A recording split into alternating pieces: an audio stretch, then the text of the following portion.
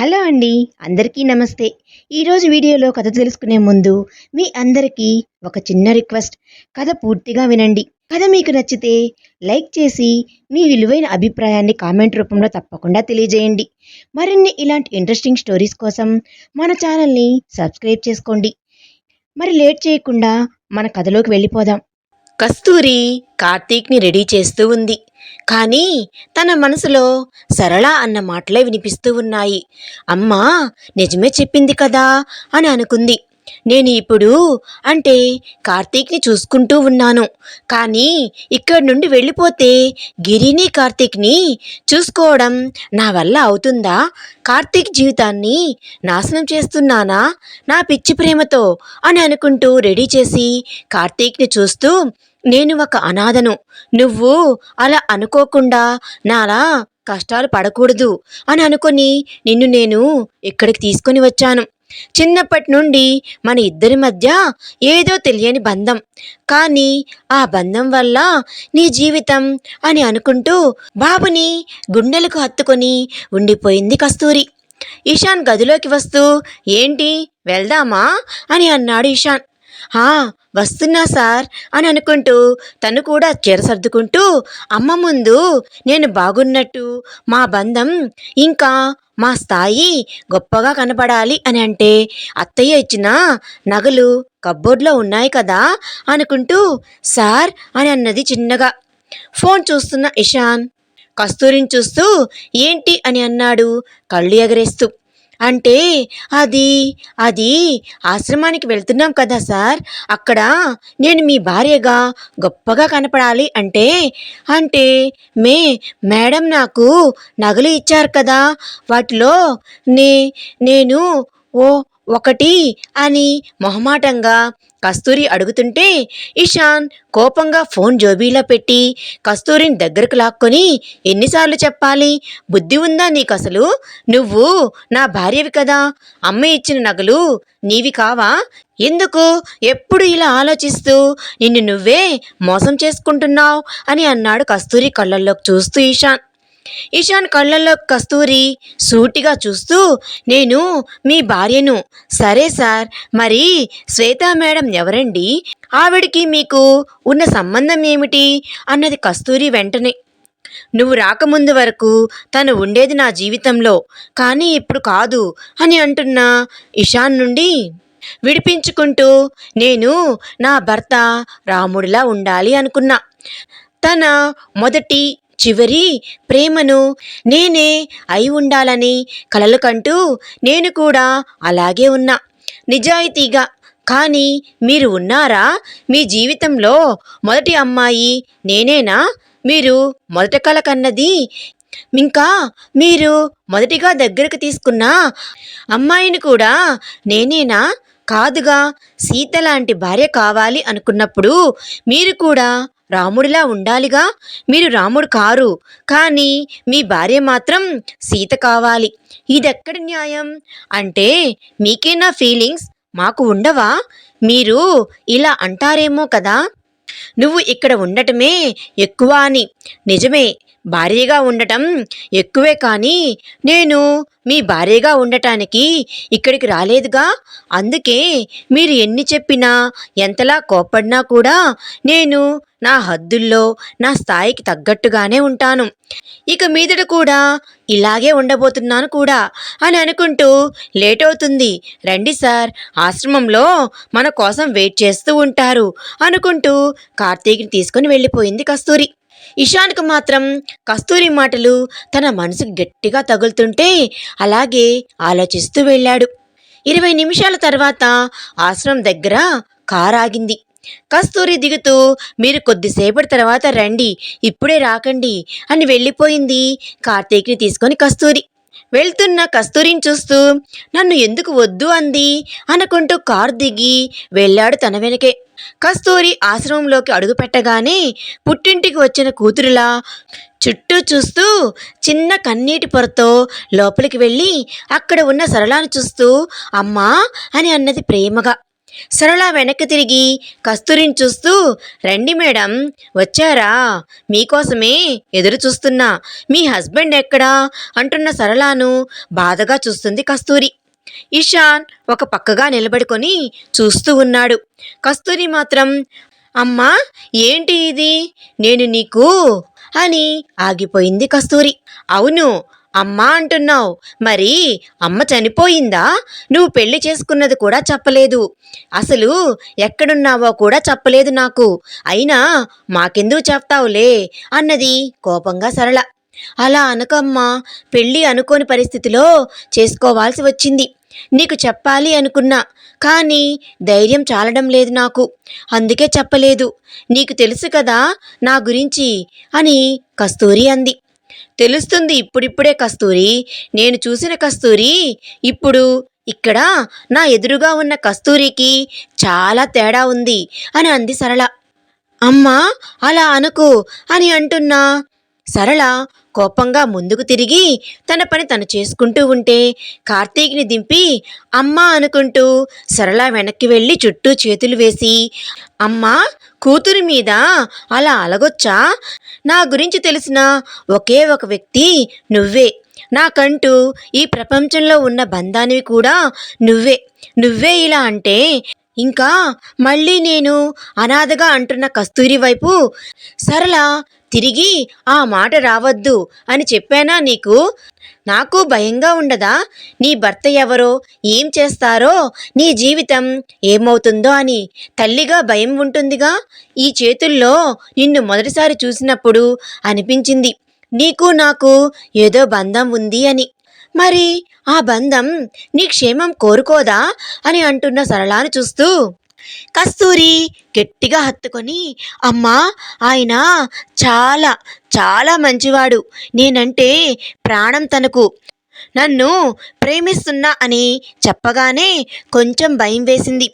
కానీ వాళ్ళ ఇంట్లో సంబంధాలు చూస్తున్నారని గుడికి తీసుకెళ్ళి ఇదిగో ఈ తాళి కట్టి ఇంటికి తీసుకుని వెళ్ళారు. అక్కడ వాళ్ళ అమ్మ నన్ను ఒప్పుకోవడానికి కొంచెం టైం పట్టింది, కానీ ఆవిడ కూడా నాకు మరో అమ్మాయి అయిపోయింది అని అన్నది సంతోషంగా కస్తూరి. అవునా, నాకు నువ్వు బాగుండడమే కావాలి అని అనుకుంటూ కార్తీక్ని చూసి మీ అత్తగారు ఏమీ అనలేదా అన్నది ఎత్తుకుంటూ. లేదు అమ్మా, ఆవిడ కార్తీక్ని తన మనవడిగా చూసుకుంటుంది అని అంటుంది కస్తూరి. అవునా, దేవుడి దయ వల్ల నీకు మంచి అత్తారిల్లు దొరికింది అని సరళ అంటుంటే కస్తూరి నవ్వుతూ, అమ్మా, నీకు నా గురించి చెప్పలేను. అత్తారిల్లు కాదు అది. అసలు కొన్ని రోజుల్లో నాకు ఏ ఇల్లు ఉండదు అని నీకెలా చెప్పగలను అనుకుంటూ, అమ్మా, ఆయన కారులో ఉన్నారు, పిలుచుకొని వస్తాను అంటున్న కస్తూరి మాటలను విని ఇషాన్ వెంటనే వెళ్ళి కారులో కూర్చున్నాడు. కస్తూరి ఇషాన్ దగ్గరకు వచ్చి, సార్ రండి అని అనగానే హా అనుకుంటూ వెళ్ళాడు కస్తూరి వెనక ఇషాన్. ఇటువైపు శ్వేత, ఏంటి నేను చెప్పినట్లు రెడీ చేసావా అన్నది కోపంగా. హా మేడం, అన్నీ రెడీ చేశాను అని శ్వేత చేతికి కొన్ని ఫొటోస్ ఇచ్చాడు. వాటిని చూస్తూ పర్ఫెక్ట్గా చేశావు, సూపర్బ్, టాలెంట్ అంటే నీదే అని శ్వేత అంటుంటే, మేడం మరి నాకు అని అన్నాడు అతను. ఎప్పుడో బ్యాలెన్స్ వేసేశాను చూడు, ఈ విషయం ఎవ్వరికీ చెప్పకూడదు అని అంటుంది శ్వేత. మన మధ్య ఉంటుంది మేడం, ఎవరికీ తెలియనివ్వను కూడా. నాకు కావాల్సిన డబ్బులు ఇచ్చారుగా అని అన్నాడు నవ్వుతూ అతను. శ్వేత నవ్వుతూ, కస్తూరి పాపం, నువ్వు ఏం చెయ్యకపోయినా కూడా నిన్ను బ్యాడ్గా చేయాల్సి వస్తుంది, కానీ తప్పట్లేదు నాకు అనుకుంటూ ఇషాన్కి కాల్ చేసింది శ్వేత. ఇషాన్ ఆశ్రమంలో ఉన్నాడు కాబట్టి ఫోన్ సైలెంట్లో ఉండటంతో లిఫ్ట్ చేయకపోతే call me Ishan, it's urgent అని మెసేజ్ చేసి వెళ్ళింది హ్యాపీగా. ఇటు ఇషాన్ ఆశ్రమంలోకి వచ్చాడు. సరళ ఇషాన్ని చూస్తూ బాగున్నాడు అన్నది కస్తూరిని చూస్తూ. కస్తూరి నవ్వి, అమ్మా, కార్తీక్కి సంబంధించిన అడాప్ట్ ఫైల్ అంటుంటే, అన్నీ రెడీ చేశాను కస్తూరి, మీరు రావడమే ఆలస్యం, పదండి అని లోపలికి పిలుచుకొని వెళ్ళింది. అందరూ కస్తూరిని ఇషాన్ని చూస్తూ నవ్వుతూ ఉన్నారు. ఇషాన్కి అదంతా కొత్తగా. ఇంకా మనసులో కస్తూరికి ఇల్లు ఉన్నా ఇక్కడ వీళ్లతో అని అనుకుంటూ ఉన్నాడు ఇషాన్. కస్తూరి మాత్రం, సార్ మీరు ఇక్కడే కూర్చోండి, నేను వెళ్ళి అన్నీ చెప్తాను అని లోపలికి వెళ్ళింది కస్తూరి.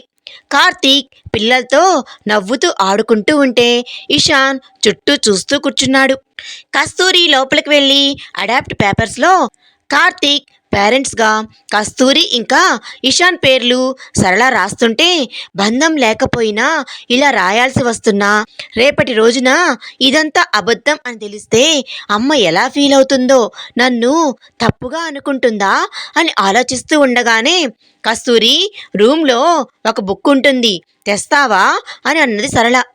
అలాగే అమ్మా అని అనుకుంటూ కస్తూరి వెళ్ళి బుక్ తెస్తూ అక్కడే మరొక బుక్లో ఉన్న పేర్లను నంబర్లను చూస్తూ అందులో సురేఖ అని ఉండటం చూస్తూ అత్తయ్య పేరు ఎక్కడా అని అనుకుంటూ ఆ బుక్తో పాటు తీసుకెళ్ళి, అమ్మా సురేఖ ఎవరు, కొత్తగా వింటున్నా అని కస్తూరి డౌట్గా అడిగితే, సురేఖ కాదు, సురేఖ మేడం, ఆవిడ మన ఆశ్రమానికి పెద్ద మొత్తంలో ఫండ్స్ ఇస్తూ ఉంటారు. గిరి ఆపరేషన్ కోసం కూడా ఆ మేడమే కదా డబ్బులు ఇచ్చింది. ఆవిడ లేకపోతే గిరి ఆపరేషన్ అసలు జరిగేదే కాదు అని అంటున్న సరళాను చూస్తూ, ఏంటమ్మా నువ్వనేది, ఈవిడ గిరి ఆపరేషన్ అని షాక్గా డౌట్గా కస్తూరి అడుగుతుంటే, ఏంటి కస్తూరి అలా అడుగుతున్నావు, మేడమే కదా ఆపరేషన్కి డబ్బులు ఇచ్చింది, మర్చిపోయావా అన్నది సరళ ఏదో రాస్తూ. అసలు ఆవిడ డబ్బు అని అనుకుంటూ, అమ్మా ఆవిడ డబ్బు ఎలా ఇచ్చింది హాస్పిటల్కి అన్నది వెంటనే. చెక్ రూపంలో అనుకుంటా, నేను ఆవిడికి ఫోన్ చేసి చెప్పగానే సరే మా వాళ్ళని పంపిస్తా అని అన్నది. చెక్కా అని కస్తూరి ఆలోచిస్తూ ఉంటే, అబ్బాయిని రమ్మని సైన్ చేయాలి అన్నది సరళ.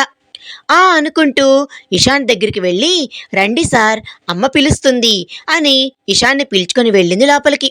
ఇషాన్ సరళ చెప్పిన చోట సైన్ చేశాక, ఇప్పటి నుండి కార్తీక్ మీ సొంతం అనుకుంటూ ఇషాన్ని చూస్తూ, చూడండి బాబు, మీరు చూడటానికి చాలా రిచ్ లాగా ఉన్నారు, పెళ్లిలో చెప్పడానికి అవకాశం రాలేదు కాదు, తను ఆ అవకాశాన్ని నాకు ఇవ్వలేదు, కానీ కస్తూరిని బాగా చూసుకోండి, తను ఇక్కడ ఇలా ఉంది అంటే దాని వెనుక ఏ అమ్మాయి పడని కష్టం ఉంది, తను ఏదైనా తప్పు చేసినా అమ్మలా సరిదిద్దండి, నాన్నలా బుజ్జగించండి, అన్నలా నచ్చ చెప్పండి, అక్కలా మందలించండి, చివరికి ఫ్రెండ్లా తనని అన్ని పరిస్థితుల్లో సపోర్ట్ చేస్తూ భర్త ప్రేమను పంచి జీవితాంతం కంటికి రెప్పలా చూసుకోండి.